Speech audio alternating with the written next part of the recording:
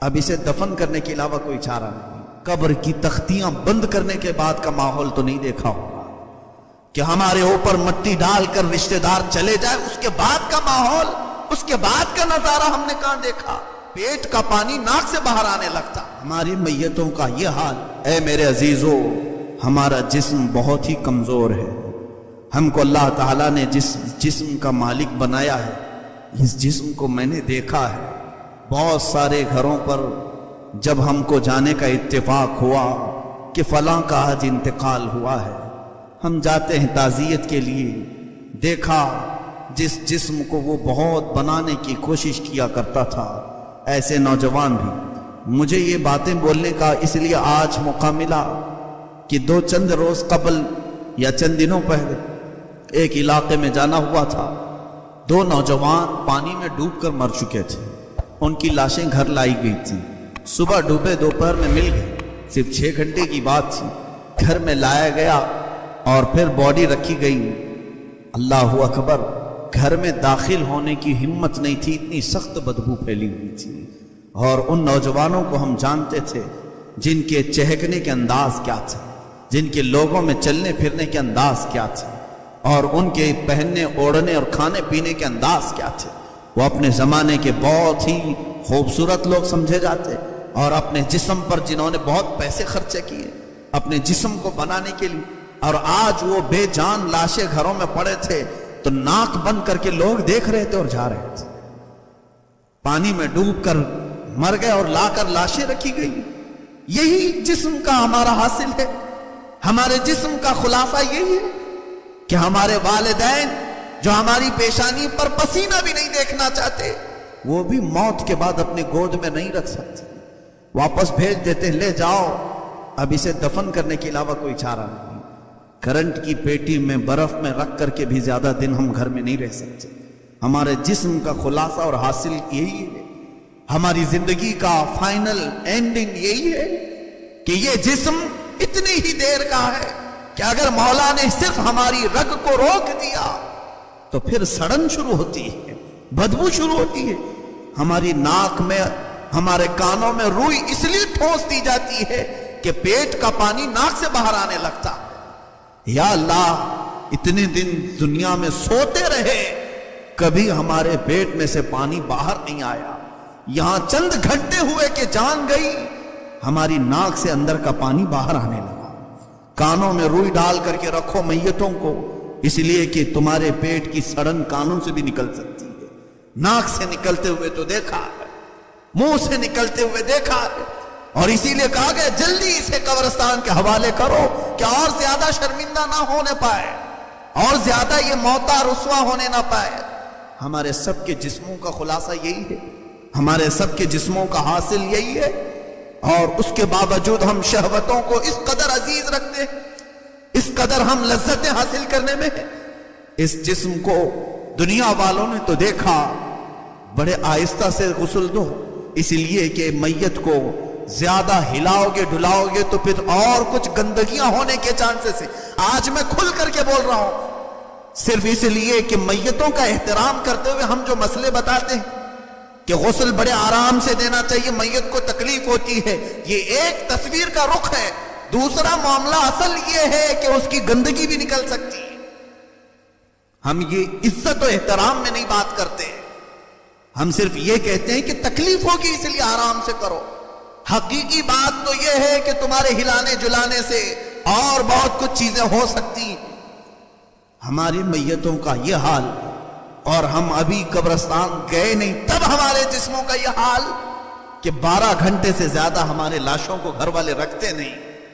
اور اس کے بعد تم نے کبھی آج تک قبر کی تختیاں بند کرنے کے بعد کا ماحول تو نہیں دیکھا ہوگا کہ ہمارے اوپر مٹی ڈال کر رشتہ دار چلے جائے، اس کے بعد کا ماحول، اس کے بعد کا نظارہ ہم نے کہاں دیکھا؟ یہ تو لاشیں گھروں میں دکھانے کے لیے رکھے جاتے ہیں تب کی حالت ہے۔ بند کیے جانے کے بعد سب سے پہلے اس کی ناک سڑن شروع کرتی ہے، اور اس کی زبان پھر گلنے لگتی ہے، اور اس کے بعد سب سے زیادہ جو میت کی تکلیف دہ چیز ہے اس کی شرمگاہ کا سڑنا اور گلنا، جس کی لذتوں کے لیے اس نے دنیا کو کیا کیا کر دیا۔ اپنے پیسے پانی کی طرح بہایا، اور یہ زبان اور یہ شرمگاہ قبر میں سب سے زیادہ بدبو پیدا کرتے ہیں، سب سے زیادہ ہولناکی قبر میں پیدا کرتے ہیں۔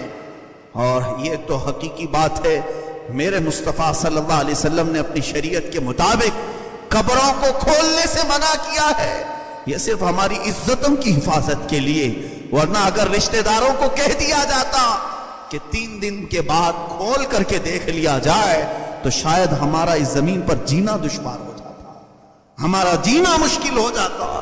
یہ تو رب تعالیٰ نے ہمارے رازوں کو زمین کے حوالے کر دیا ہے، اور تختیوں کے اندر کے حالات وہ میت ہی جانے، مردہ ہی جانے۔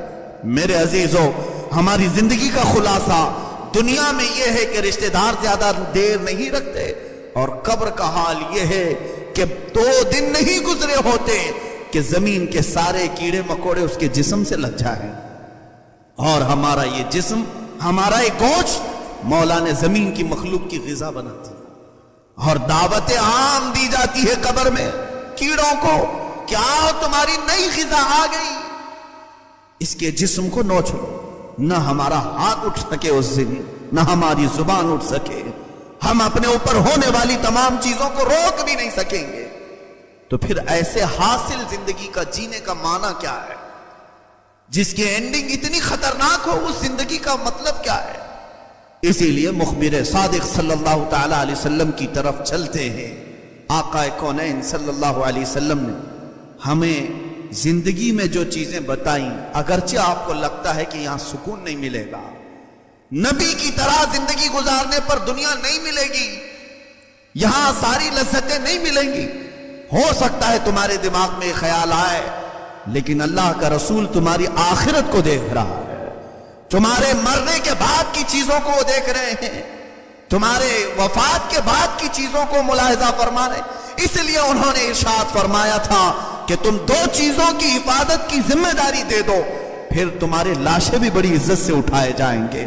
اور اس کے بعد قبر میں جانے کا حال تو یہ ہے کہ حدیث پاک میں ہے، ایک میت ایسی آتی ہے کہ اس کا جنازہ گھر سے اٹھا ہوتا ہے، اور قبرستان کے سارے مردے اس کے استقبال میں کھڑے ہو جاتے ہیں، اور اللہ کی بارگاہ میں دعا کرتے ہیں کہ مولا اس نئے آنے والے مردے کو ہمارا پڑوسی بنا دے، اس لیے کہ اس کے آنے سے آج تیری رحمتوں کے جو دروازے کھلیں گے ہم بھی اس بارش میں نہا لیں گے۔ یہ مردے اس کا استقبال کرتے ہیں۔ ایک جنازہ ایسا بھی اٹھتا ہے محلے سے کہ اہل قبور، قبرستان والے پناہ مانگنے لگتے ہیں کہ اے رب اس جنازے کے قبرستان کے دروازے میں آنے سے پہلے اسے ہلاک کر دے، کہیں گرا دے کہ آج وہ آئے گا اور اس پر تیرے عذاب کے جو دروازے کھلیں گے اس سے پورے اہل قبور بے چین ہو جائیں گے، اور نئے نئے عذابات اسے دیکھتے ہی قبرستان والے پریشان ہوں گے۔ اے میرے عزیزو، رسول کریم صلی اللہ تعالی علیہ وسلم نے جن مقدس ہستیوں کے متعلق فرمایا تھا ان کا جینا بھی زندگی ہے اور مرنا بھی زندگی ہے، ایسے باشعار اور باصفا اولیاء کاملین ہیں۔ دیکھو آج ہمارا ایک عقیدہ ہے، اولیاء کاملین ہوں، صحابہ و تابعین ہوں، شہداء کرام ہوں، آج بھی ان کی قبریں کھولی گئیں تو وہ اسی طرح صحیح و سلامت موجود ہیں۔ 1-2 نہیں، بے شمار واقعات ہیں۔ بغداد مقدس میں دریائے دجلہ کے کنارے 2 صحابہ آرام فرماتے، حضرت عبداللہ بن جابر رضی اللہ عنہ، حضرت حذیفہ بن یمان رضی اللہ تعالیٰ عنہ، یہ حضور کے ساتھیوں میں، صحابہ میں سے ہیں۔ سن 1935 کی بات کر رہا ہوں، زیادہ دور نہیں، ابھی پچھلی سینچری جو گزری ہے، 1935 میں اس دریائے دجلہ کے کنارے آرام فرما دونوں صحابہ کئی مشائخ علماء اور مفتیان کرام کے خوابوں میں تشریف لانے لگے، اور انہوں نے کہا کہ دریا کا پانی ہماری قبروں میں آ رہا ہے اور ہمیں یہاں سے نکالا جائے۔ سارے علماء نے اتفاق کے ساتھ، پھر حج کا موسم تھا، شاہ فیصل کا زمانہ تھا، اس زمانے میں قبروں کو کھودا گیا۔ اللہ اللہ، وہاں کے اخبار کے تراشے آج بھی میں نے بغداد میں دیکھے ہیں۔ وہاں اخبار میں جو اس وقت چھپا تھا، ان دونوں صحابہ کو جب نکالا گیا، موجود مشائخ کہتے ہیں ان کی پیشانی پر ہم نے ہاتھ رکھی تو خون ایسے سرک جاتا تھا جیسے زندوں کا سرکتا ہے، وہ ایسے ہی تر و تازہ۔ 1400 سال گزرے، اور ان کو اٹھایا گیا تو دریائے دجلہ کے کنارے خوشبوؤں سے پورا ماحول مہک اٹھا اور جنازے وہاں سے لے جائے گئے اور لاکھوں کا مجمع جمع تھا. اور مدائن جو بغداد سے تقریباً 35-40 کلومیٹر کے فاصلے پر ہے وہاں لے جا کر حضرت سیدنا سلمان فارسی رضی اللہ تعالیٰ عنہ کے پڑوس میں دفن کیا گیا. یہ صحابہ ایسے بے شمار ہم نے دیکھے ہیں جن کا دنیا میں رہنا بھی لوگوں کے لیے خیر و برکت تھا اور قبر میں جانے کے بعد بھی مولا نے ان کے جسموں کو چونٹیاں مکھیاں یا کوئی بھی چیز چھونے بھی نہیں دیا. ان کے جسموں کی جب مولا نے یہاں حفاظت کی تو ہمیں یہ یقین ہے کہ قیامت کے دن بھی وہ عزت سے اٹھائے جائیں گے. کیوں نہ وہ زندگی گزاری جائے کہ ہم اپنی شہوتوں کے پجاری ہو کر پرستار ہو کر ساری لذتوں کو حاصل کرنے کے لیے اپنے جسم کا داؤ لگا دیا. عزتوں کی ہم نے کیا کیا بکھیاں ادھیڑ دی اور اس کے بعد ہماری حالت آج ایسی کہ لوگ ہمیں سلام کرنے سے کترائیں.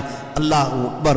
چند دنوں قبل ہم جس جنازے کو ابھی کندھا دے کر کے آ رہے ہیں تاج الاسلام والمسلمین حضور سیدی تاج الشریعہ رحمت اللہ تعالی علیہ وارث علوم اعلی حضرت فاضل بریلوی کا ایک سچا جانشین جو اس دنیا سے ابھی رخصت ہوا اور ان کی زندگی کو ہم نے دیکھا. لاکھوں پروانے بنا کر کے ایک شمع گئی ہے اور ایسے کہ ہزاروں کو توبہ کرنے پر آپ نے ایسا اپنی زندگی کا ماحول بنایا تھا کہ لوگ چہرہ دیکھ کر توبہ کر لیا کرتے تھے. ان کی زندگی کی تفصیلات آپ نے سن لی مگر فقیر ان کے جنازے میں حاضر رہا. جمعہ کے دن شام میں 7-7:30 بجے کے قریب آپ کی روح قبض انصری سے پرواز کر گئی. جمعہ کے دن شام 7:30 بجے کے قریب اس کے بعد سے لے کر سنیچر کا دن گزرا پھر پورا دن پھر سنیچر جمعہ کی رات سنیچر کی رات سنیچر کا دن اور اتوار کا دن تقریباً 40 گھنٹے اس مقدس لاشے کو گھر میں رکھا گیا. اس جسم میں کوئی ٹس سے مس چیز نہیں. یہ الحمدللہ ہم نے دیکھا چہرہ ویسے ہی جلال اور جمال کا سنگم نظر آ رہا تھا اور لوگ بے تحاشا اس چہرے کو دیکھنے کے لیے ٹوٹ پڑ رہے تھے. 40 گھنٹے کے بعد جس وقت جنازہ اٹھایا گیا تو جسم ایسے ہی ہل رہا تھا جیسے زندوں کا ہلتا ہے.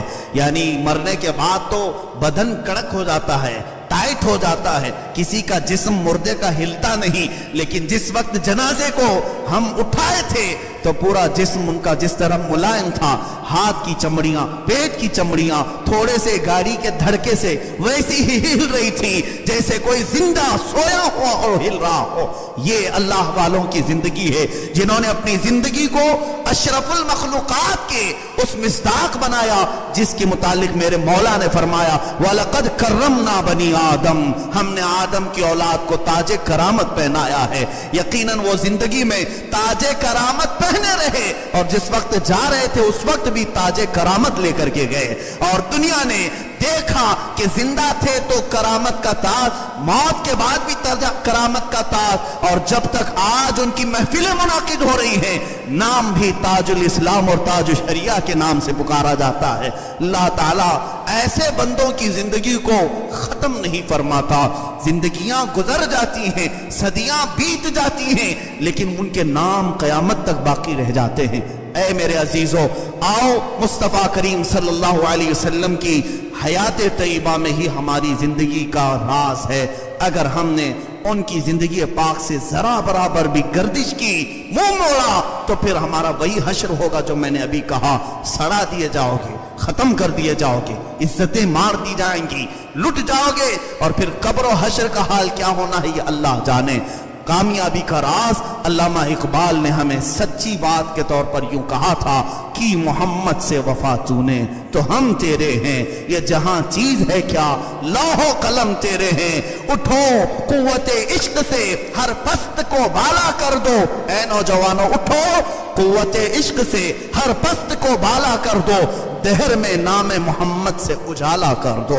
نہیں تیرا نشیمن قصر سلطانی کے گنبد پر تم شاہین ہو بسیرا کرو پہاڑوں کی چٹانوں پر. اللہ ہمیں پاکیزہ زندگی عطا فرمائے حیا کی زندگی عطا فرمائے. ہم سب کو غلاظتوں اور رذالتوں سے محفوظ فرمائے. مولا ہماری زبانوں اور شرمگاہوں کی حفاظت نصیب فرمائے. قدیر و جبار خدا ہم سب کو برے ماحول اور بری آفتوں سے محفوظ فرما. اس پورے معاشرے کو مولا جس طرح تو نے ہم سب کی پیشانیوں کو اپنی بارگاہ میں جھکنے کے لیے قبول کیا، قدیر و جبار خدا ہمارے جسموں کو دوسری لذتوں سے نا آشنا کر دے. اے کریم خدا ہم سب کو جنت کے راستے پر چلا.